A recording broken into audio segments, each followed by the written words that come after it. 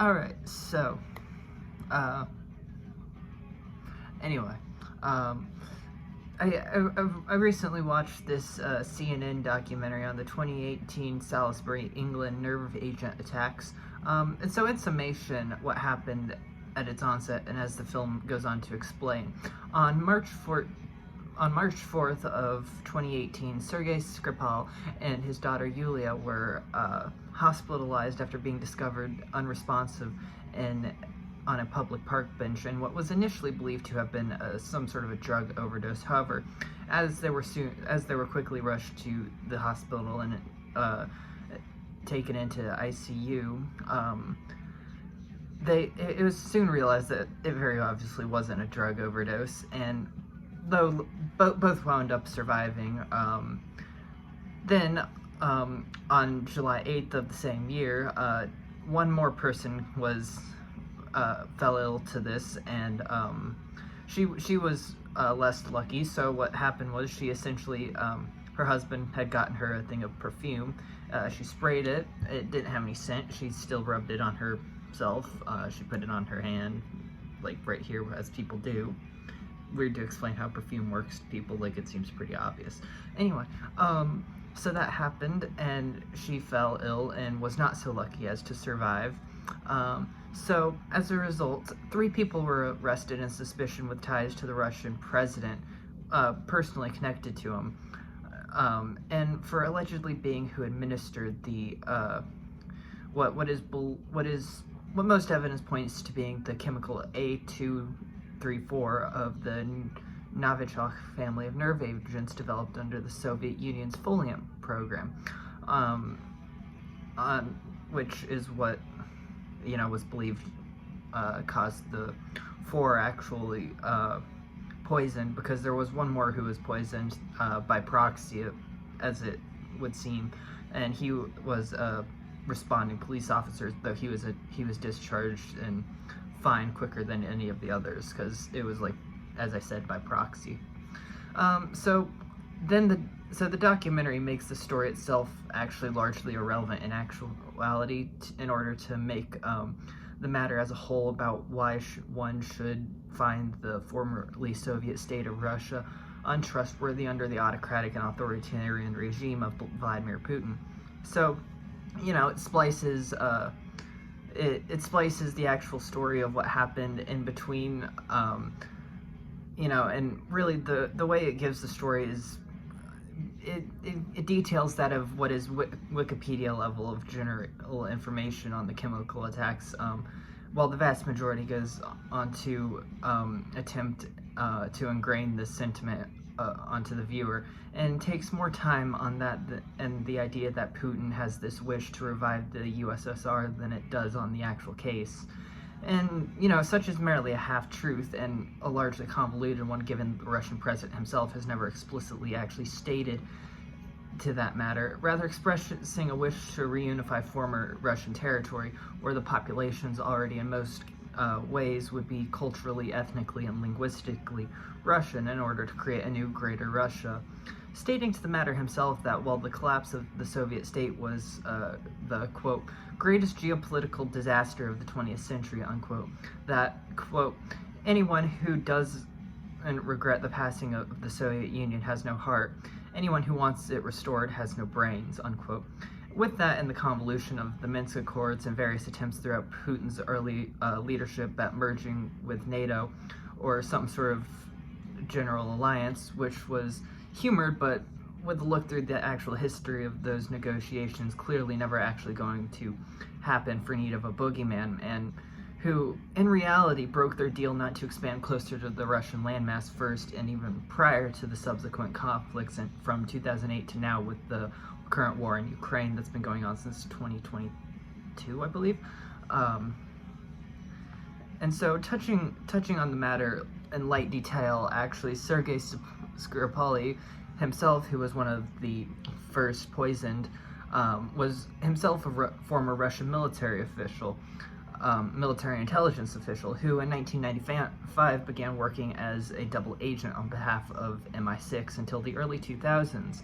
He was caught, tried, and convicted in 2004, serving 6 out of a 13-year prison sentence when he was released during a 2010 spy swap negotiation agreement between the West and Russia. Paired with the air of the whole documentary being the black and white pandering of simply Russia bad is an oversight of the West's own history of executing agents of espionage, and as a major example, the case of Julius and Ethel Rosenberg, who were convicted of selling nuclear secrets to the USSR and resultingly executed by the electric chair. The difference being in this, of course, that the two had been on United States soil while doing so. However, Russia, if they are truly the culprit as the suspects in the matter of that affiliation with the 2018 scenario, crossed many borders in order to conduct the poisonings. However, it should be duly noted that they are still only alleged crimes to their end, and nothing has been set in stone as of 2026. 2 years shy of a decade later, the three that were imprisoned are still suspects, not officially convicted of anything. Now, obviously no two people, as with no two nations, are required by any means to get along. It does, however, seem a journalistic oversight not to be asking that if it ultimately proves to have been a Russian terror attack, and with accumulated conflict with the nation, why said country is the way it is. Saying Putin was bullied as a youth, and that's why he is how he is, as one speaker in the CNN documentary claims, really just doesn't cut it at all. Case in point being the documentary ultimately fails its subject matter, and for really just more of a focus on international polarization rather than. And, actually, I think calling it a documentary is dressing it up nicely. I don't think it's a documentary at all. I think it's just a piece to say Russia bad for this, and this reason. And it's like, you can say that because obviously Russia is very criticizable. But what the point of the documentary was, if not, general Wikipedia information on this case of poisonings, and then a whole string of, as I said, Russia bad. I don't know what it is other than that. So yeah, then, beyond that, I wrote a piece called Suffering, Sympathy, Solipsism, and Cornflakes. It's very it takes its inspiration from Nick Cave, Gerard Way, and Emile Cioran. So, I was writing about this short homemade movie that's about half an hour in length on the ideology of Euphemism the other day. Look right here. And critically considering it and its posit about suffering being that because of this fact of existence, all is innately horrible and conscious life itself is an evil happenstance. Then last night I stumbled across a website ran by the artist Nick Cave called The Red Hand Files, which, from what I can gather, and as is the stated intention on the site, is a way for the artist and fans to have a one-way channel of communication between them, and so as to be able to answer respective inquiries. Within this, one of the more recent and dated from January of this year stands out in the matter regarding suffering and the human experience, asking Cave if he thinks that humans have to suffer before harnessing genuine human sympathy. And for the full article of that, read it on Patreon, because I am putting stuff on there more. It's only $3, which is up for a cup of coffee, and I like my coffee, so give the devil his due. Anyway, so I saw the Odyssey, and I thought it was great, actually. I quite liked it. I don't really care about the casting very much. The only one I was really worried about was Elliot Page, because Elliot Page can really only act in very certain roles and be good at it. Like, Juno was good. The first season that Umbrella Academy was on, they did great.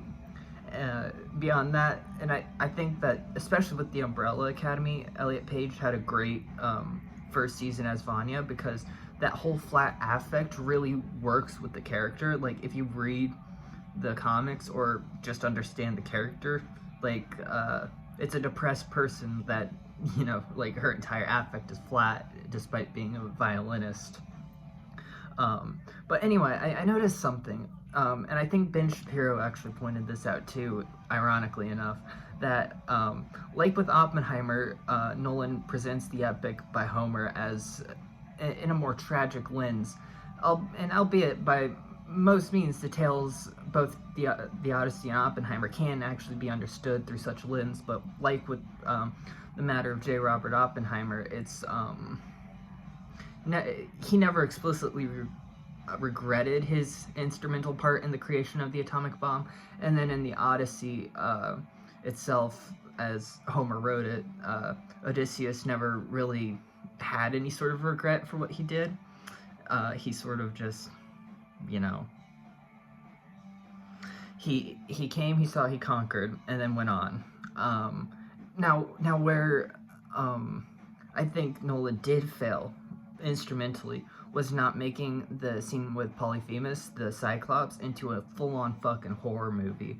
Like, he could have made a whole horror movie, especially with that animatronic. Like, it reminds me of Gollum almost, because if you watch the beginning of Return of the King that Peter Jackson did, where it tells the story of Smeagol killing Deagle and getting the ring, and then, you know, as time goes on, he gets more and more decrepit, especially with that scene where he bites into the fish and it like goes close up on his teeth, like the mush smashing out. Like, that could have been such a horror movie, and it's a shame that Nolan didn't take the opportunity to make it more of a horror movie, but that's just my opinion. So yeah, that's my only real gripe with it. I don't really care about there being like black people in it. Like, who gives a fuck? It's mythology. Like, it's mythology. Who am I to really get annoyed with it? Like, it's not like if they're portraying George Washington as black, yeah, that's weird. But, you know, it's like, who cares? It's mythology. I saw a Neil deGrasse Tyson tweet about this, and it was hilarious, but I'm not gonna dig it up. But yeah, then today, interview that released, I have actually 15 minutes left in it. Channel 5's interview with Nick Fuentes featuring Hunter Biden. Now, as I said, have about 15 minutes left. I don't have full thoughts on that yet, but I should soon. Then I've also been sort of thinking about, I've been really thinking about the philosophy of Jigsaw lately, and I'm sort of watching a couple videos on it, as well as, you know, I'm obviously a Saw fan. You know, it's my favorite horror franchise. I consider it my favorite because I don't think it actually gets as ridiculous as people say. Like, it's not like Friday the 13th, which, well, it doesn't get so progressively more and more ridiculous as time goes on. Like, there's more of a philosophical content nonetheless, and, you know, I can understand there is some of that within Friday the 13th and, you know, Nightmare on Elm Street, but in general, there's not that much. It's just gratuitous violence with some tits every so often. That's the only appeal these things have. I don't understand how Scream has gone on for so long. I've seen the first 3. Boring as fuck. I don't understand why people like the Scream franchise, but you do you. I wish I could get into it because it has Jay and Silent Bob in one of them. So, speaking of Jay and Silent Bob's, Clerks 2 the other day celebrated its 20th anniversary. Now, I'm a very big Kevin Smith fan, and Clerks 2 shows Dante and Randall work after Randall accidentally burns down the Quick Mart as a result of leaving the coffee pot on. And so from there, Dante is engaged, and well, to say the least, by the end of the movie, he's back to being engaged, actually. Though in Clerks 3, it's revealed that she dies, and Dante also dies at the end of Clerks 3. Spoiler. It's been out for 3 years. Get the fuck over it. Yeah. What else? I have a thing of notes right here. I've talked quite a bit about Front Toward Enemy, so I'm pretty much done talking about Front Toward Enemy as much as I love Manson. And believe me, I do love Manson. You can't really argue about that because, there we go. That's old Manson. Well, technically one's The Nightmare Before Christmas re-releases, but, you know. more Manson. Actually, right here. Where is it?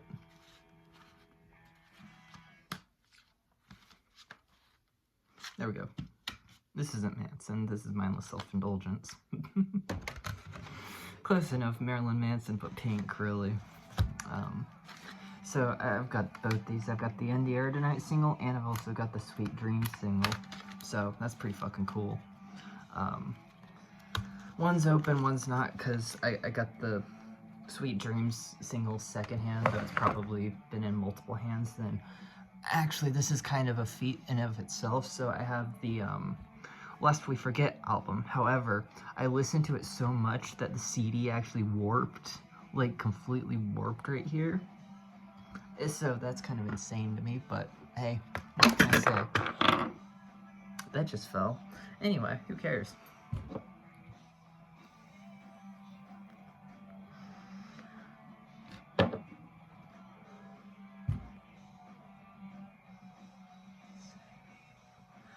Anyway, yeah. I've been writing, I kind of started on this short story. I don't know if I'm going to put it anywhere.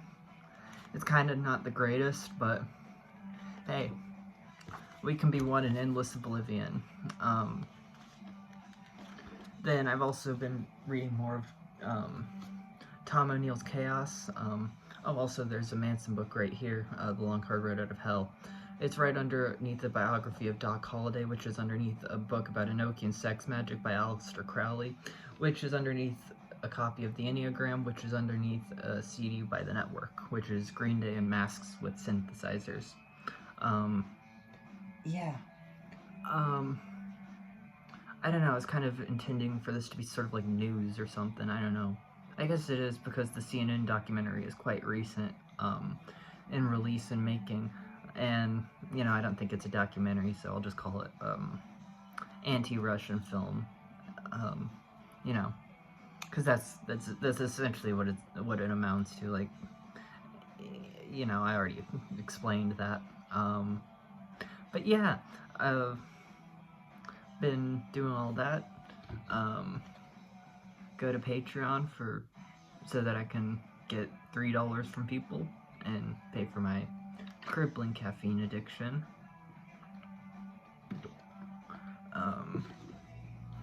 And yeah.